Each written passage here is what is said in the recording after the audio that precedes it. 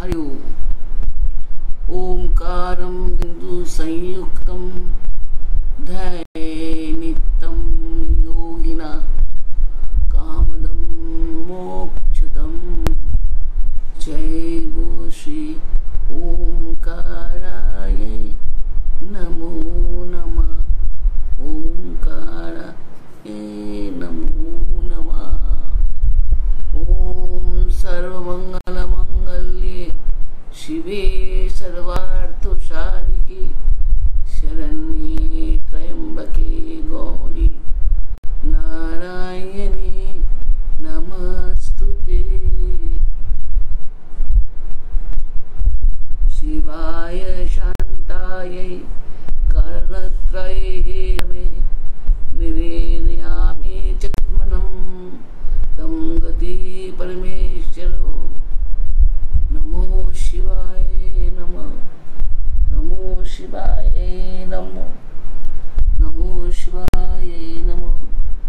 हरि ओम।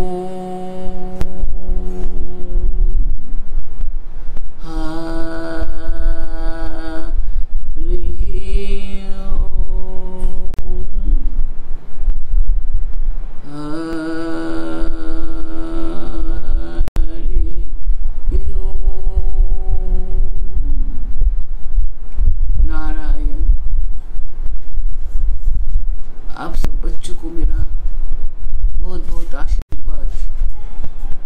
ईश्वर आप सबको मंगल करे, आप लोगों को दीर्घायु वर्धन करे, सुख समृद्धि वर्धन करे। हर अवस्था में आप भगवान आप पे दृष्टि रखे, सूर्य महाराज की दृष्टि आप लोगों पर पड़े।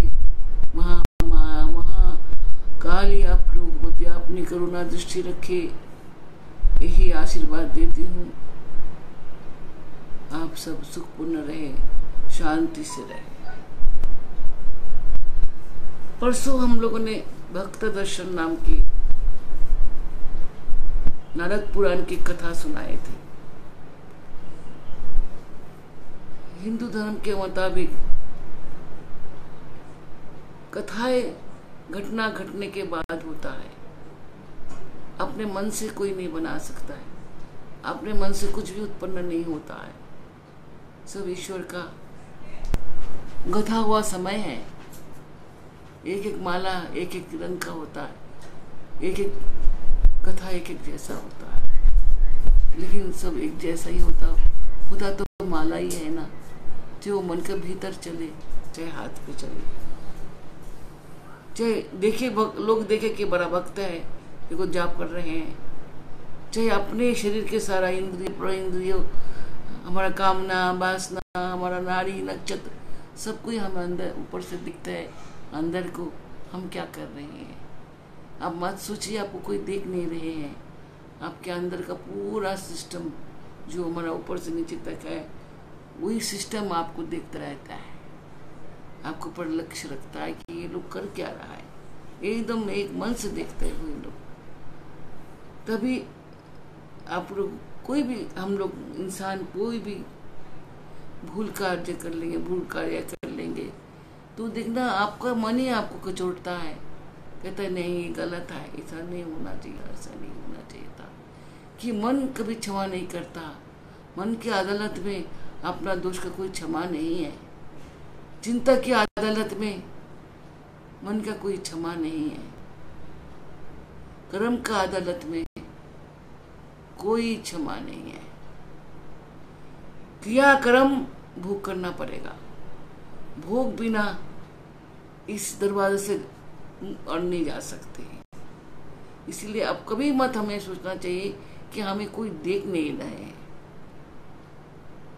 हम सब ठीक कर रहे हैं जो कर रहे हैं। एक बार राजा ने बोला कि रानी को कि आपने जो सबको जल चढ़ाने के दूध चढ़ाने के लिए बोला भगवान जी के ऊपर, क्या सब लोग दूध चढ़ा देंगे? राजा कहता बिल्कुल करेंगे, राजा का आदेश है, जरूर करेंगे। तो रानी बोलते नहीं नहीं ऐसा नहीं हो सकता। ठीक है, आप ये प्रश्न करिए कि हमारा राजमहल का जो शिवालय है उसमें सब शिवरात्रि का दिन खाली दूध चढ़ाएंगे और कुछ नहीं। राजा वैसे ही किया और रानी ने राजा को बोला, आप पहला पानी आप चढ़ाएंगे, जल आप चढ़ाएंगे, दूध जो भी पूजा पाठ करना आप करोगे, आके पीछे नाली के पास आप खड़ा रहेंगे, जहाँ से पानी निकलेंगे, दूध निकलेंगे, आपको देखते रहना है। और अंदर आपका वो रहेगा जो आपको खड़ा किया करके भगवान से चला गया। उसके बाद उन्होंने एक दिन सब प्रजा से मिलेंगे बोल के बाहर उसमें आ जाओ और मिलेंगे सबसे। सारे लोग आ गए तो राजा ने सिस्टम बनाया, एक आदमी बैठा है कापी खोल के, तो कहने लगा। पहले उन्होंने बोला जो जो शिवरात्रि के दूध चढ़ाने के बदले में जल चढ़ाए उन सबको इतना दिन के लिए कारावास होगा।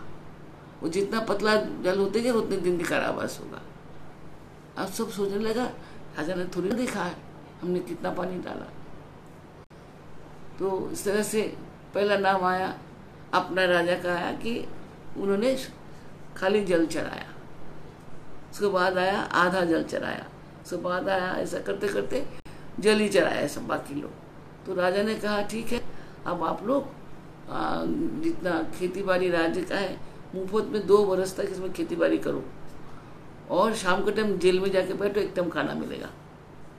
और जिसने पानी बिल्कुल नहीं चढ़ा वो 10 बरस इस अवस्था में रहेंगे। जो ये बात हुआ सब रोने लगा, उनके कैसे मालूम किया हमने कितना चढ़ाया।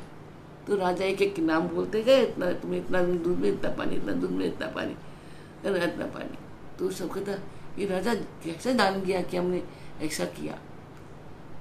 तो वो राजा का बात था तो उन्होंने अपने ढंग से पता लगाया, लेकिन अपने अंदर तुम तो राजा हो, तुम क्यों दरिद्र बांध रहे हो। तुम्हारे अंदर जो तुम्हारा मन रूपी तुम्हारा ईश्वर वहाँ मन में बैठा हुआ है, तुम्हारा जजमेंट वो बैठ के वो दे रहा है, तुम्हारा मस्तिष्क तुम्हारा चिंता वो जजमेंट दे रहा है। तुम्हारा हाव भाव, कोई गलत काम करने के बाद आदमी कभी सहज नहीं रह सकता है, वो हमेशा अपना डरता रहता है। कोई देख रहा है, कोई देख लेगा, उसको होता है मन में चोर होता है ना, कहते ना, तो चोर होता ही है। कोई आदमी गलत करने से वो नॉर्मल नहीं रह सकते। तो इस तरह से राजा ने जैसा पकड़ के इन सबको सजा दिया है और 10 साल तक सजा का वो भी कर दिया सब, उसी तरह से राजा ने उन लोगों का कुछ बरस तक कराते रहे।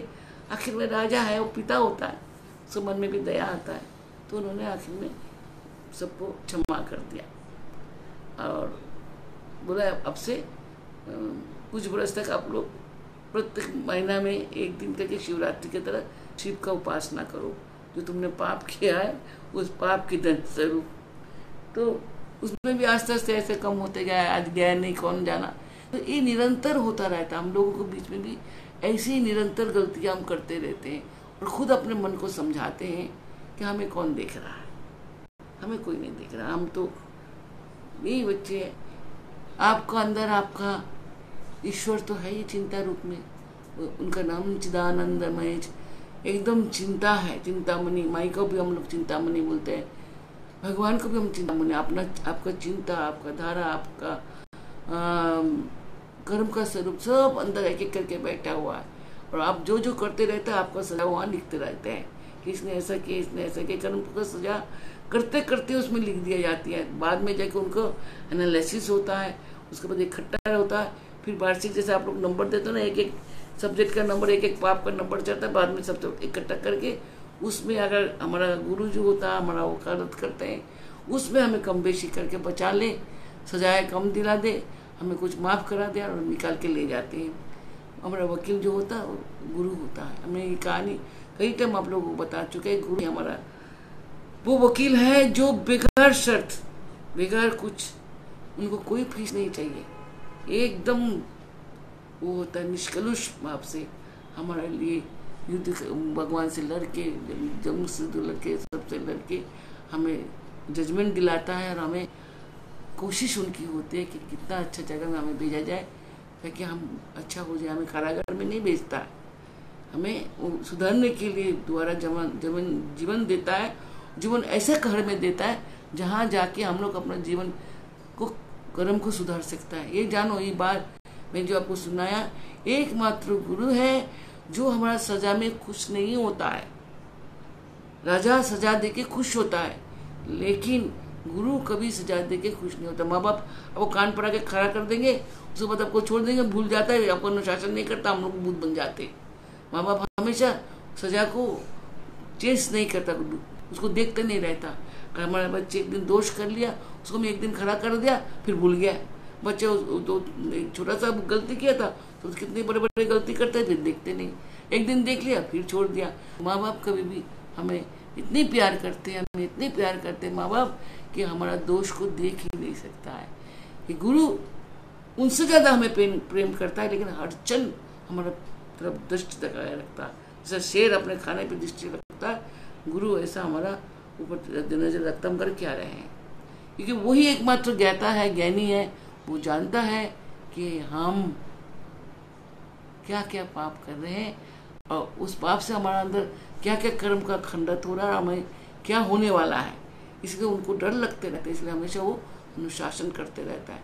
एक क्लास जब तक चलता है, बच्चे क्यों सीधे खड़े रहता है कि जितना क्षण गुरु शिष्य का संग रहता है वो डंडा बजाते रहता है, और तब शिष्य कहते सीधा बैठो, तो सीधा बैठने को कहता ये लिखो। क्योंकि वो गुरु इसलिए चाहते हैं कि उसका बच्चा अनुशासित हो जाए, उसका बच्चा कर्म से बन जाए, कर्म का ज्ञान करे, उसका बच्चा मुख की ओर जाए, उसके बच्चा जैसा बहुत बढ़िया बगीचा का बहुत बड़ा अच्छा फूल को सब कुछ देखता है, तो उनके बच्चों को फूल के माफिक सब देखे। तो गुरु का चिंताधारा ऐसा होता है। मैं किसी ने आपको बोला आप बात में गुरु का क्यों नाम लेता है कि गुरु सब करते हैं। मेरा अपने जीवन में, मैंने जीवन में जब से मैंने ज्ञान मेरा हुआ, मेरा नाम, मैंने अपने नाम को पहचाना, मैंने एक ही बात सीखा। जब मैं अपने गुरु को पाया, मुझे लगा यही वो देवता है जो जीवित है, जो हमारे संग 24 घंटे रहते हैं, हर अवस्था में रहते हैं, हर अवस्था में हमें करेक्शन करता है। कि हमेशा 100 में 100 देना चाहते हैं। क्योंकि हम लोग गलती कर ही लेते हैं, तो 1 आध नंबर कट जाता है, 2 नंबर कट जाता है, कभी आधा नंबर कट जाता है, कट ही जाता है।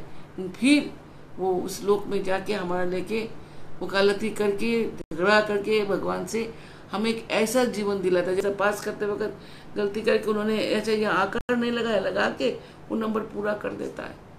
ऐसा करके कई गुरु लोगों को, गुरु जो सदगुरु हमेशा नंबर भरा के नंबर दे के हमें पास करता है।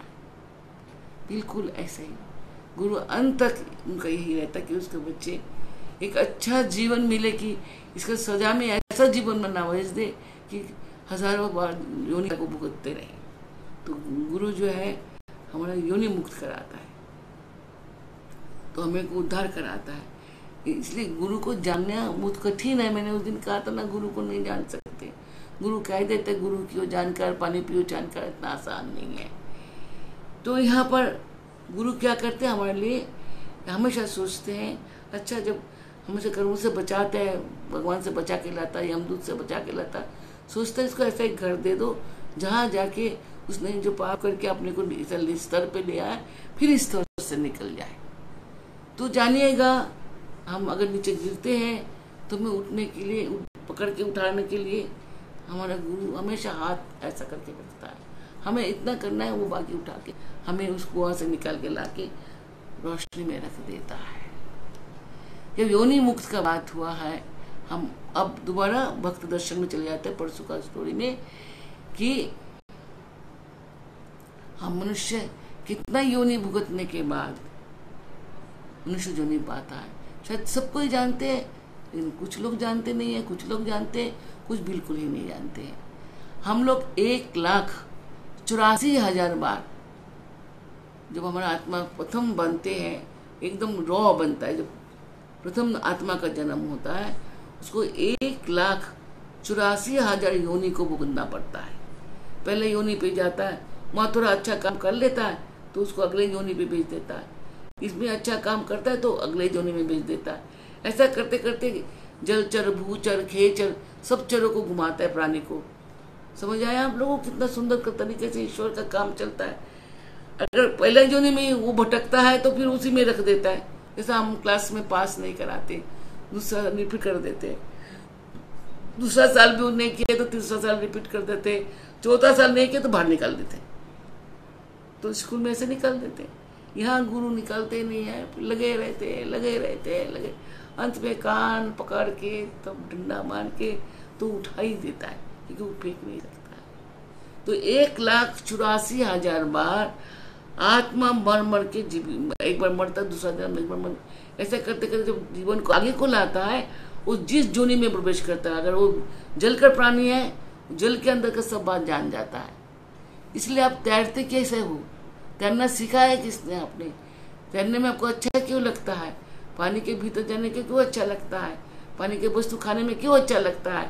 क्योंकि आप जलचर रह चुके हैं, जल में निवास कर चुके हैं, जल के धारा को आप जानते हैं। इसलिए आपको जल में जाने को मन करता है, उस काम को करना पड़ता है, क्योंकि आपको भीतर आत्मा उसको ज्ञान ले चुका है।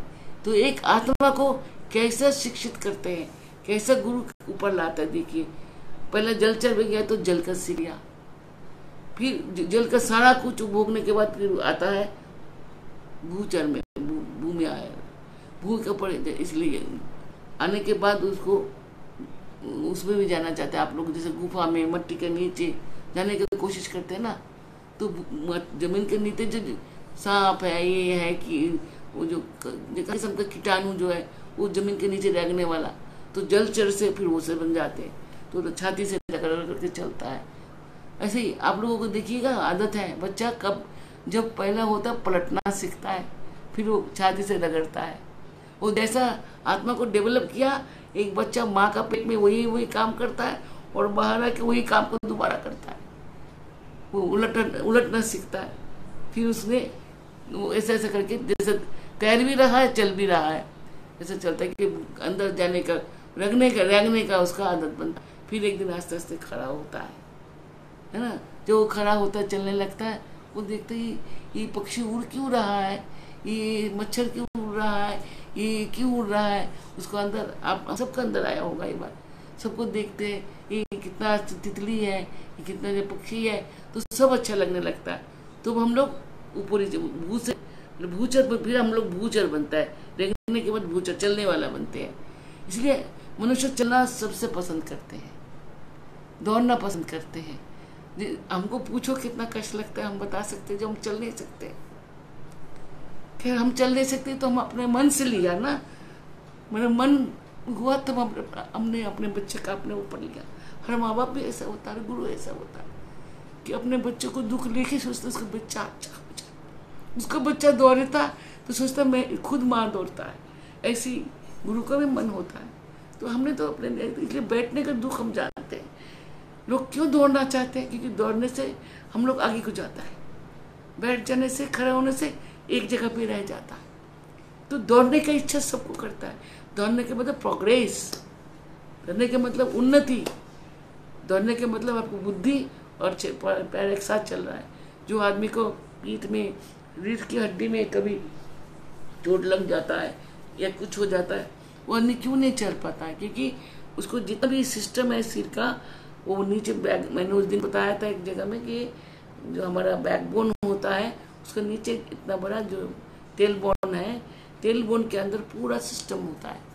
ये दोनों जब ठीक से चलेंगे तो आदमी दौड़ेगा, चलेगा, चिंता करेगा, नहीं तो एक कोमा का पेशेंट जैसा पड़ा रहता है, या चलने फिर नहीं पाते, एक जगह में पड़ा सर के मर जाता है। तो इस ना चलने का दुख तो मैं जानती हूँ। मैं खुद इस वक्त मुझे लगता है अगर मैं दौड़ सकता तो आज मैं कितना कर सकता, मेरा काम खत्म हो जाता। आज मेरा काम मेरे सामने पड़ा हुआ है, मैं कुछ नहीं कर सकता क्योंकि मैं चल नहीं सकता। कभी आप लोगों को फोन आता है, वहाँ पर पड़ा होता है, तो मैं उठ के अकेला जाने का मेरा हिम्मत नहीं होता। फिर कभी कभी आस्ते आस्ते जाते तब तक फोन कट जाता है, कभी कभी जा ही नहीं पाते। तो ना चलने के दुख प्रैक्टिकल भी जानते हैं। ऐसी आत्मा जो हमारा चैतन्य है, जो सदानंदमय, सच्चिदानंदमय ब्रह्म है, वो ऐसा जगह हो जाता है जब उसको, जब मन हर चीज़ में लगता है वो एक जगह में खड़ा हो जाता है।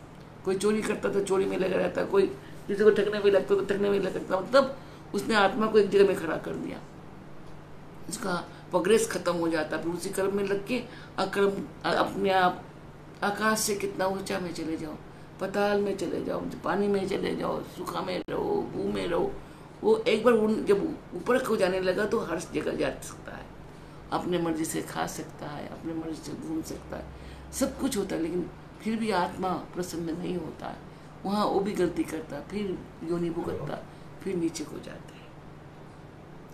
इसी तरह से वो खेच एक एक अपने चर अपने इसको क्या हुआ, आवाज नहीं मिल रहा।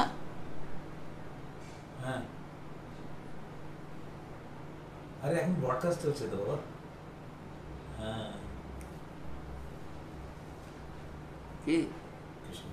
अच्छा, तो ये जो हमारा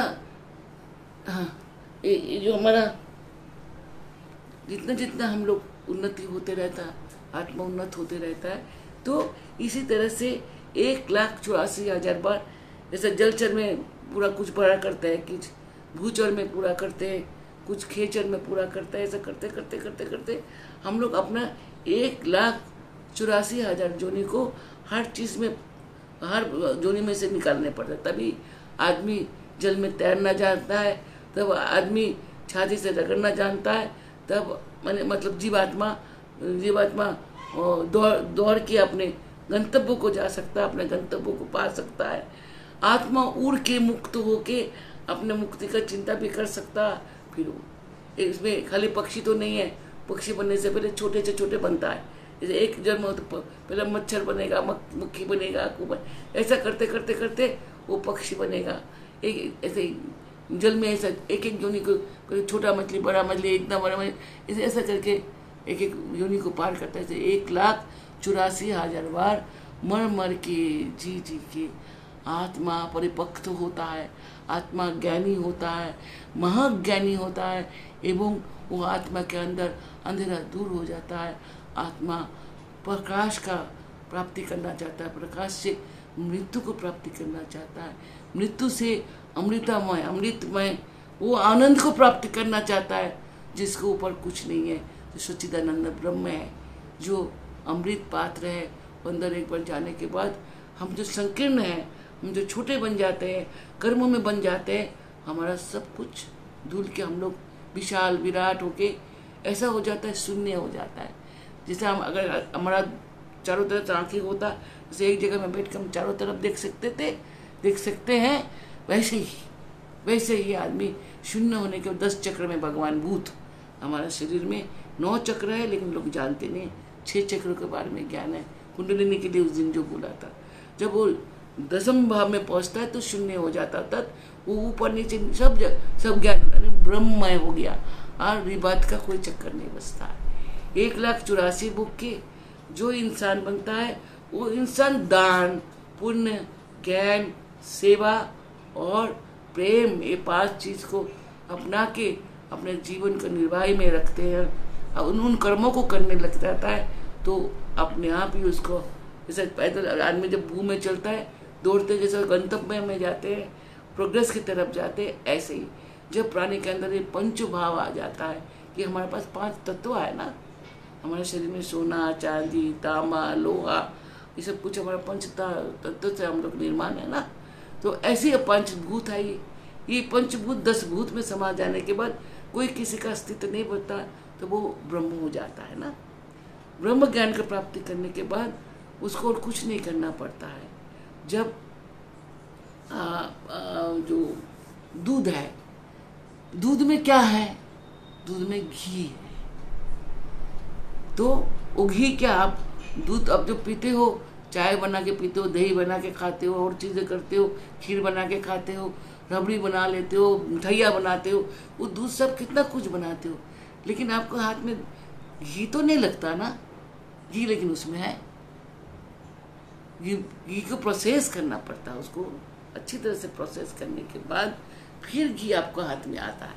चाहे उससे कुछ भी बना लो, लेकिन जिसको जो परित्यक्त यानी निर्विकार रूप, जो ब्रह्म रूप है, वो घृत है, लेकिन वो घी तो आपको नहीं मिल सकता है। अब खीर बनाने दे, खीर की तरह बड़ा स्वादिष्ट, मिठाई बड़ा स्वादिष्ट, उससे कुछ और दही बना लो, बहुत अच्छा लगता है, दवाई भी, औषधि भी है, प्रोटीन भी है, बहुत कुछ है, शरीर को पाल भी लेंगे। दूध है, वो तो माँ का दूसरा स्वरूप है। माँ दूध से हमें पालता है।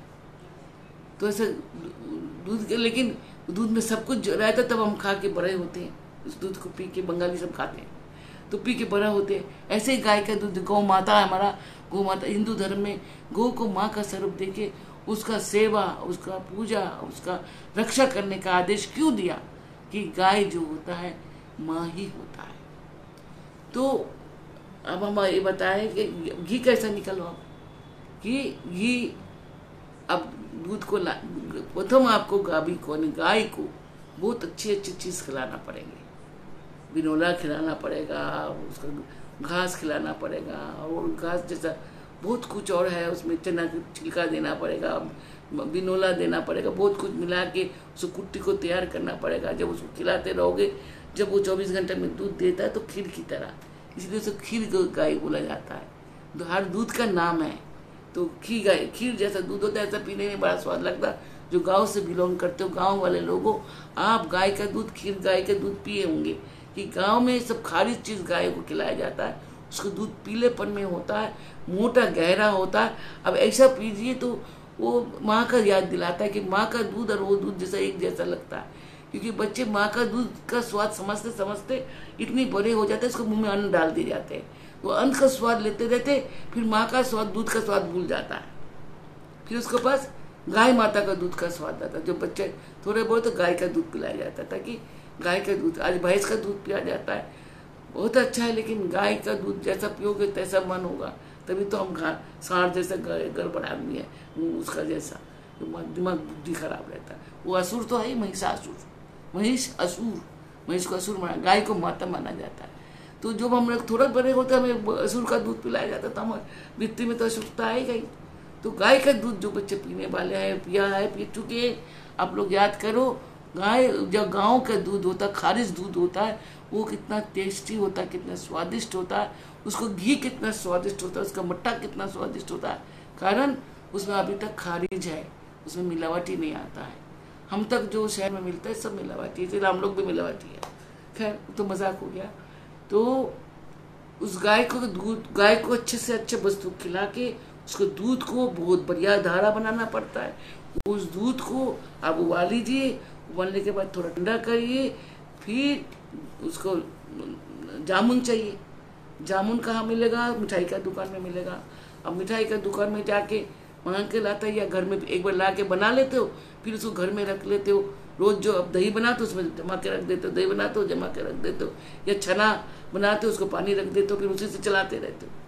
तो इसी तरह से उस दही को, जामुन जो है उसमें डाल दी जाती है, और डाल के उसको बंधक के रख दो, तो फिर जमने लगता है। कैसा जमता है? पहला पतीले के जो चारों तरफ से जमेगा, फिर सेंटर को जमता है, फिर वो खंड हो जाता है। फिर माई सुबह उठेंगे, सब काम का पहले तुलसी जी को पानी देंगे, गोबर लेपेंगे, गाय को खाना देंगे, सेवा करने के बाद फिर वो दूध लेके बैठेंगे, उसको भिलोएंगे, और भिलो के उसमें से मक्खन निकालेंगे। उसमें जो वो है, उसकी रस्सी है, वो अपने बच्चों के लिए, बड़ों को लिए रख लेंगे, मक्खन निकाल लाएंगे। मक्खन से आपको खाना बना के देंगे, नहीं तो उस मक्खन को रख देंगे। समय जब सब काम निपट जाएंगे, फिर उसको फिर आग में बैठा देंगे, धीमी धीमी आग में घी को हिला हिला के बढ़िया घी बनाता है, सुगंध घी बनाता है, और उस घी को फिर रख देते हैं, अपने बच्चे बड़ों को देते हैं। मंदिर में जब दीपक जलाते हैं, हवन करते हैं, दान भी करते हैं। तो उस घी तक पहुँचने के लिए कितना मेहनत करना पड़ता है।